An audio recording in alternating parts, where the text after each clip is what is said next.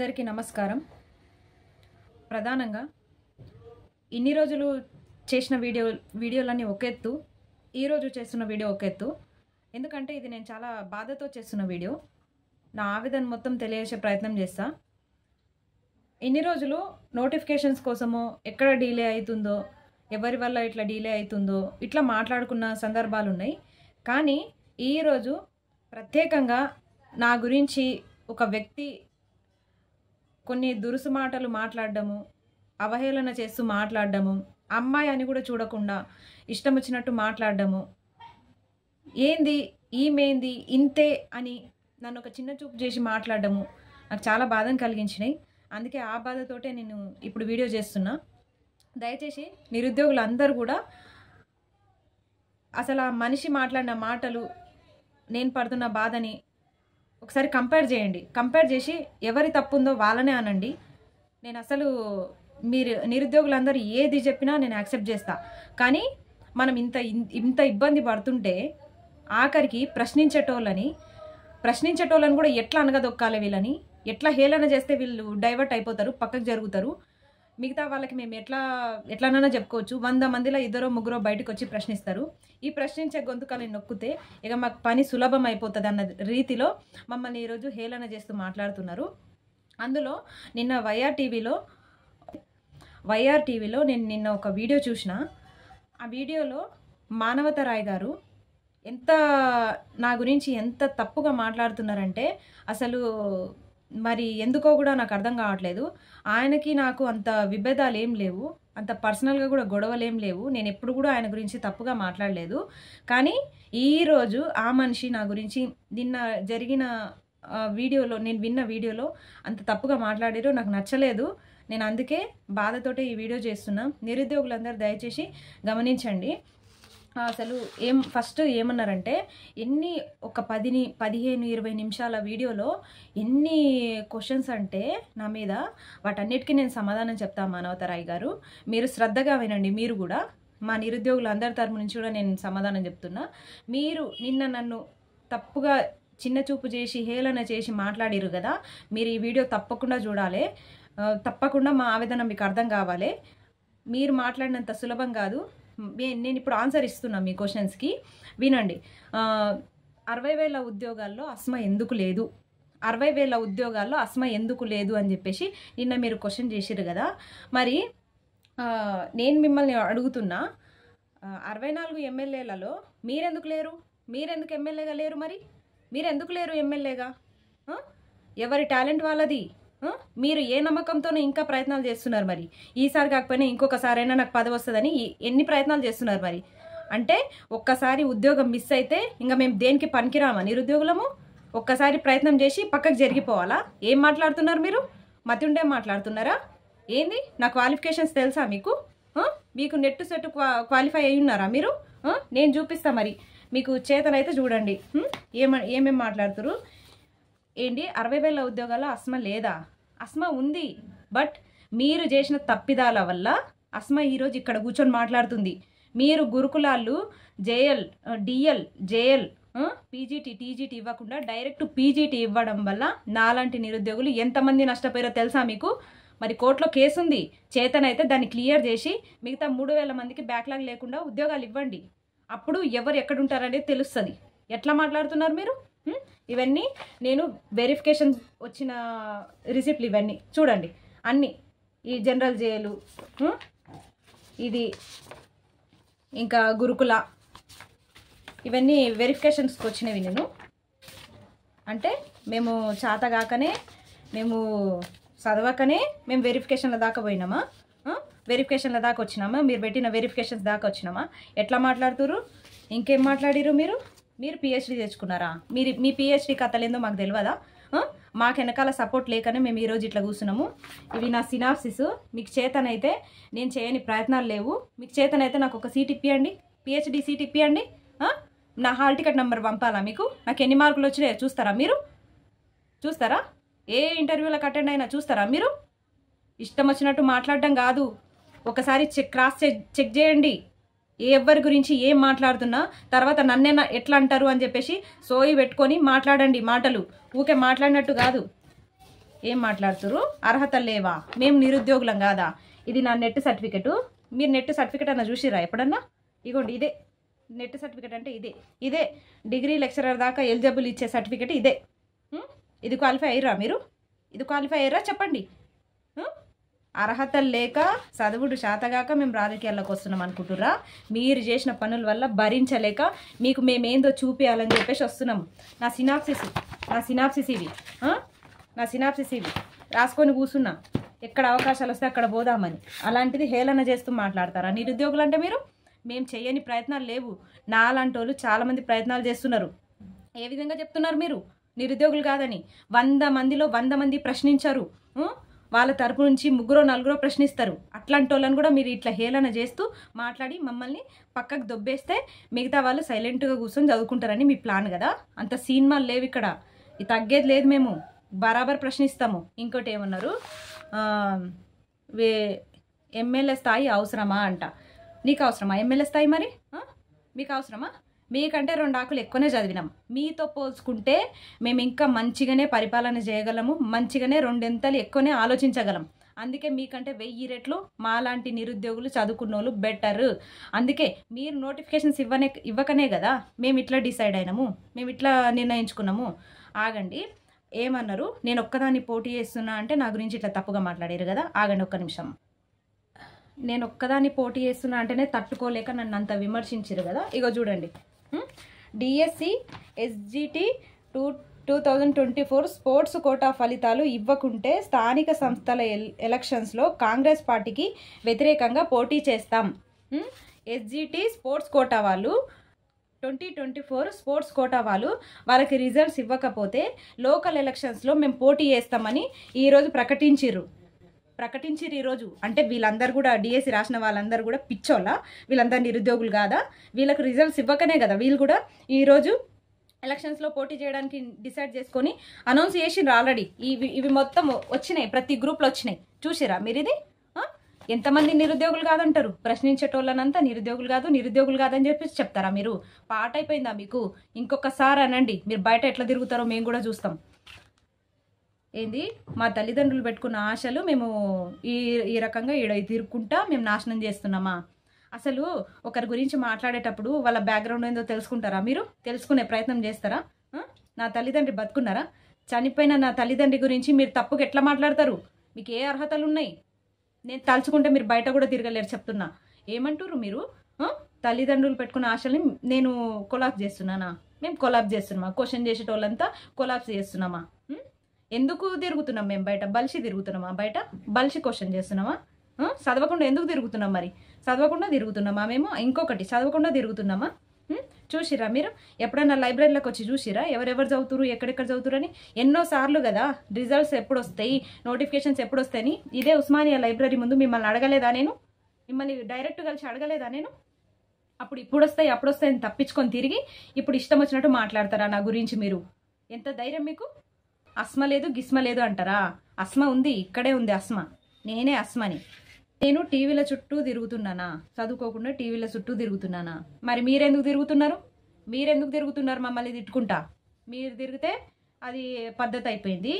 మేము మా నోటిఫికేషన్స్ గురించి వచ్చి మా బాధలు చెప్తూ మా ఆవేదనలు చెప్తూ ఉంటే అది తప్పైపోయిందా? మరి మీరు తిరుగుతుండేదే దేనికోసం తిరుగుతున్నారు మీరు? ప్రతి ఒక్కరికి ఒక ఆశయం ఉంటుంది. మాకు నోటిఫికేషన్స్ కావాలి, మీకు పదవులు కావాలి. ఇక్కడ చెరి సమానం. మీకొక కోరిక ఉంది, మాకొక కోరిక ఉంది. మరి రెండు నెరవేర్తలేవు. అదే మీ బాధ అయినట్టుంది. మమ్మల్ని ఇట్లా తిడితే మీకు పదవులు వస్తాయని ఆశపడుతున్నారా? నిరుద్యోగులతో పెట్టుకుంటే అస్సలు మీకు జీవితాంతం పదవి రాదు. నామినేటెడ్ పదవి కాదు కదా, మీరు సర్పంచ్ కూడా కాలేరు. నేను చెప్తున్నా చూడండి. ఏమన్నారు? జూబ్లీహిల్స్లో పోటీ చేస్తే ఈ అస్మకు ఓట్లు ఎవరు వేస్తారు అని అన్నారా? ఎవరు వేస్తారు కాదు, నిరుద్యోగులు దగ్గరుండి నాకు ఈరోజు సపోర్ట్ చేస్తూ నా పక్కన ఉన్నారు. బరాబర్ రేపటి నాడు కూడా వాళ్ళు సపోర్ట్ చేస్తారు. వాళ్ళందరి సపోర్ట్తోనే ఎన్ని ఓట్లు వస్తాయో మీరు చూద్దురు కానీ ఖచ్చితంగా మీకు చూపిస్తాం. నిరుద్యోగుల సత్తా ఏందో చూపిస్తాం. నాతో పాటు 50 నామినేషన్లు లేపిస్తాం. మేము నిరుద్యోగులకు 50 నామినేషన్లు లేపిస్తాం. ఏం చేస్తారు మీరు? అదొక నిరసన. మీలాగా నీచ రాజకీయాలు చేయట్లేదు మేము. మీ నోటిఫికేషన్స్ ఇవ్వట్లేదని చెప్పేసి మేము ఒక నిరసనని తెలియజేస్తున్నాం. గుర్తుపెట్టుకోండి. క్యాంపస్ స్టూడెంట్ కాదు, ఏమేదో బస్తీలో ఉంటుంది అని చెప్పేసి హేళన చేసి మాట్లాడుతున్నారు కదా.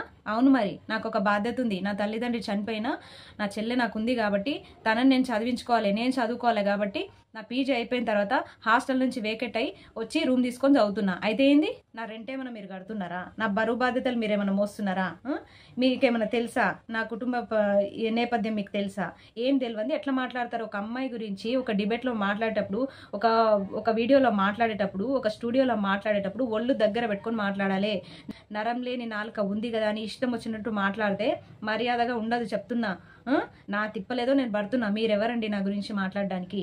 నా చెల్లె బాధ్యత నా పైన ఉంది. ఎందుకు మీరు ఇప్పిస్తారా హాస్టల్లో? నాకు మీరు ఇప్పిస్తారా? మరి నాకు నా చెల్లెకి సీట్లు మీరు ఇప్పిస్తారా? చెప్పండి, వీళ్ళిద్దరిని పెట్టుకోండి ఫ్రీగా అని చెప్పేసి మీరు చెప్తారా? పీజీ అయిపోయింది, బయటకు వచ్చి ఉంటున్నాము. అయితే ఏంది ఉస్మానియా యూనివర్సిటీలో పీజీ అయిపోయిన ప్రతి స్టూడెంట్ బయటకు వచ్చే ఉంటారు. ఇదే మాణికేశ్వర్ నగర్ బస్తీలోనే ఉండి చదువుకుంటారు, ఉద్యోగాలకి సిద్ధమవుతారు. ఆ విషయం తెలియదా మీకు? మీకు దొరికినంత ఈజీగా అందరికి పిహెచ్డి సీట్లు దొరకొద్దు. సీట్లు ఉన్నాయా లేదా అనేది కూడా ఇంపార్టెంట్ కదా. మా వెనకాల ఎవరైనా వచ్చి సపోర్ట్ చేసి, బ్యాక్గ్రౌండ్ సపోర్ట్ చేసి సీట్లు ఇప్పిస్తున్నారా మాకు? పిహెచ్డి సీట్లు మా కష్టం, మేము చదివితే వస్తాయి లేకపోతే లేదని చెప్పేసి మాది మేమే కష్టపడుతున్నాం, ఊకే ఉంటున్నాము. మీరెవరు మా గురించి మాట్లాడడానికి? నా వల్ల ఏం ప్రయోజనం లేదా? మరి మీ వల్ల ఏం ప్రయోజనం ఉంది? భూమికి భారం తప్ప ఏం ప్రయోజనం ఉంది మీ వల్ల? మీరు ఉద్యమాలు చేసేటప్పుడు నన్ను చూడలేదా? అసలు మీ వయసు ఎంత, నా వయసు ఎంత? 45 ఏళ్ళున్న మీరు, నా తండ్రి వయసున్న మీరు 25 ఏళ్ళున్న నాతో పోటీ పడుతున్నారు. అసలు మీరు వేసే క్వశ్చన్ ఏంది? నాకే కాదు, ఎవరికి అర్థమైతలేదు. యావత్ తెలంగాణ నిరుద్యోగులకు కాదు, ప్రజలకు ఎవరికి కూడా అర్థమైతలేదు. ఏం మాట్లాడుతున్నారు మీరు అసలు? మీ వయసు ఏంది, నా వయసు ఏంది? ఉద్యమం చేయలేదు, నాతో పాటు ఉద్యమంలో ఏడో చూడలేదు నేను. అంటే ఉద్యమాలు అనేది మీరు చూస్తేనే చూసినట్ట, మీరు చూసేటట్టే చేస్తేనే ఉద్యమాలు చేసినట్ట. మరి ఏడ ఉన్నారు మీరు? గురుకులాల కోసం 2 సంవత్సరాలు ఉద్యమం చేసినాం, 2 సంవత్సరాలు చేసినాము. అప్పుడు కనిపించలేవా మీ కళ్ళు? ఎక్కడ పోయినాయి? మీరు కోట్లో పెట్టి డిలే చేస్తున్నారు కాబట్టే కదా దాన్ని వదిలేసి మళ్ళీ ప్రిపరేషన్ కోసం అని మళ్ళీ 1 ఇయర్ కూర్చున్నాం. మీ గవర్నమెంట్కి గెలిపించుకొని, గవర్నమెంట్ గెలిచిన తర్వాత ఒక నమ్మకంతో కూర్చున్న తర్వాత కూడా 1 ఇయర్ కాదు 18 నెలలు దాటొస్తుంది. ఇంకా నోటిఫికేషన్స్ లేవనే కదా మళ్ళీ ఉద్యమాలు మొదలు పెట్టినాము. ఒక 1 ఇయర్ కూర్చొని చదివినాం. ఈ గవర్నమెంట్ గెలిచిన తర్వాత కూడా ఒక 1 ఇయర్ కూర్చొని చదివిన తర్వాతనే మళ్ళీ 8 నెలల నుంచి మళ్ళీ బయటికి వచ్చినాం. అంటే ఏంది అర్థం? మీరు ఇవ్వకనే కదా బయటికి వచ్చినాం. మాకేమైనా సరదానా రోడ్ల మీద వచ్చి తిరగడానికి? ఆడపిల్లల్ని పట్టుకొని రోడ్ల మీద తిరుగుతారు, టీవీల చుట్టూ తిరుగుతారు అని చెప్పేసి తమాషాలు మాట్లాడుతున్నారా మీరు? నోరు కంట్రోల్ ఉంటలేదా మీకు? మేము సైలెంట్గా ఉంటున్నందుక చేతగాని వాళ్ళం అనుకుంటుర్రా ఏంది? మీరు నిరుద్యోగుల్ని ఏమనుకుంటుర్రు? అంటే ఒక్కనంటే వాళ్ళు సైడ్ అయిపోతుంది, మిగతా వాళ్ళు ఎవరు ప్రశ్నించారు అనుకుంటురా? ఇప్పుడు కింద కామెంట్లు పెడతారు నిరుద్యోగులు, చూసి తట్టుకోండి. మీరు మస్తు చెప్పారు కదా, చూసి తట్టుకోండి. మీ పిహెచ్డి సంగతి అందరికీ తెలుసు సార్. ఇక నేనైతే చెప్పదలుచుకోలేదు మీ పిహెచ్డి గురించి. ఇంకో మాట ఏమన్నారు? ఉద్యోగాలు కొట్టుకోండి ఫస్ట్, రాజకీయాలు ఎందుకు అని చెప్పేసి అన్నారు కదా. సరే, దయచేసి రేవంత్ రెడ్డి గారు, మీకు నేను ఒక్కటే రిక్వెస్ట్ చేస్తున్నా. ఈ మానవతరాయ్ గారికి కూడా అసలు ఉద్యోగం వచ్చిన తర్వాతనే మీరు ఏదైనా పదవి ఇవ్వండి. అప్పటిదాకా మీరు ఎట్టి పరిస్థితిలో పదవి మాత్రం ఇవ్వకండి. రాజకీయ పదవి రావాలంటే ఖచ్చితంగా ఉద్యోగం రావాలట ఈసారి చెప్తున్నారు. కాబట్టి ఈయనకి ఏదో ఒక ఉద్యోగం వచ్చిన తర్వాతనే మీరు పదవి ఇవ్వగలరని చెప్పేసి యావత్ తెలంగాణ నిరుద్యోగులందరి తరపు నుంచి నేను మిమ్మల్ని రిక్వెస్ట్ చేస్తున్నా. ఆర్డర్ కాదు, రిక్వెస్ట్ చేస్తున్నా. ఎట్లా అంటే ఇప్పుడు అంటున్నారు కదా 60,000 ఉద్యోగాల్లో అస్మకి జాబ్ రాలేదు అని చెప్పేసి. 60,000 ఉద్యోగాల్లో అస్మకే కాదు, మానవతరాయికి కూడా జాబ్ రాలేదు. మరి ఇప్పుడు 22,000 ఉద్యోగాలు వస్తాయి, అందులో అస్మకి జాబ్ కొట్టుకోమనండి అని చెప్పేసి చెప్తున్నారు కదా మానవతరాయ్ గారు. ఇప్పుడు మీరు కూడా ఆ 22,000 మీరు కూడా మాతో పాటు కూర్చొని చదివి మీరు కూడా ఎగ్జామ్స్ రాయాలి. ఎగ్జామ్స్ రాసి జాబ్ కొట్టిన తర్వాతనే, ఆర్థికంగా స్థిరపడిన తర్వాతనే మళ్ళీ మీరు రాజకీయాల్లోకి ప్రవేశం చేయాలి.